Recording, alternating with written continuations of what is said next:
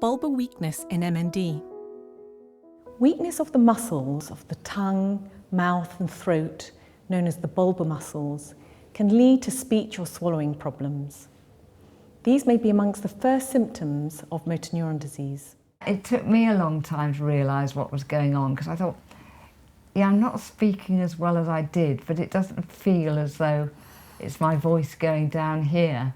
And then I kind of linked it up with eating and so on, and realised that it's all those muscles around my mouth there that are getting weaker, so that makes it more difficult to chew and to talk.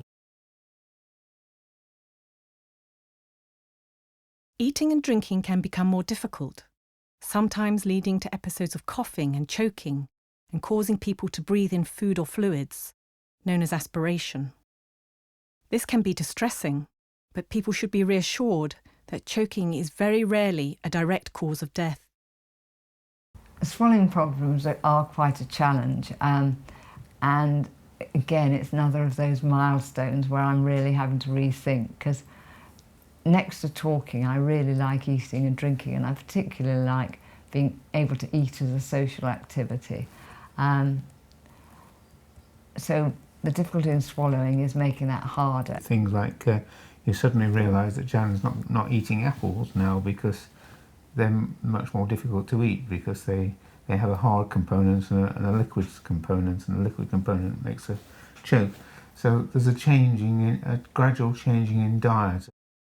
Feeding, swallowing and weight loss should be assessed, managed and reviewed regularly. A speech and language therapist can assess swallowing and offer advice on dietary consistency and swallowing techniques. A dietitian can give advice on nutrition and fluid intakes.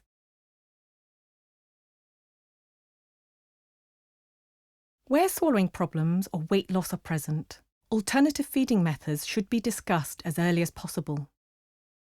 Gastrostomy, or tube feeding, can be used to top up oral intake, to meet nutrition and hydration needs, and to give medicine. Early placement is recommended, even if it is not used immediately. Bulbar weakness can also lead to the pooling and drooling of thin saliva or difficulty clearing thick, tenacious saliva. Members of the multidisciplinary team may give advice on swallowing, diet, posture, positioning, oral care, hydration, medication, and use of a suction machine too. I have excess saliva and take medication twice a day to dry it up. Bulbar weakness and reduced respiratory strength can lead to communication problems. A speech and language therapist should assess and review communication needs. Listening to my voice myself, to me I always sound as though I've had a couple of glasses of wine too many. I feel as though I'm slurring when I talk. It's particularly difficult to say my V's and my P's. I really have to work hard to do that. People with MND should have access to communication aids that suit their needs, which can change over time. I use eye gaze technology to communicate on a communication board when I'm away from my computers.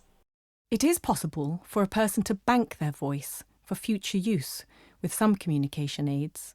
Phrases are recorded using specialist software and used to generate a personalised synthetic voice. I decided to record my voice because I thought, I don't know whether or when it's going to go. And yeah, I just want to capture it while I can. So it wasn't a difficult thing to do at all. I was quite focused about that. So I recorded 1,600 sentences, and they've come up with this sort of banked package, haven't they, of my voice.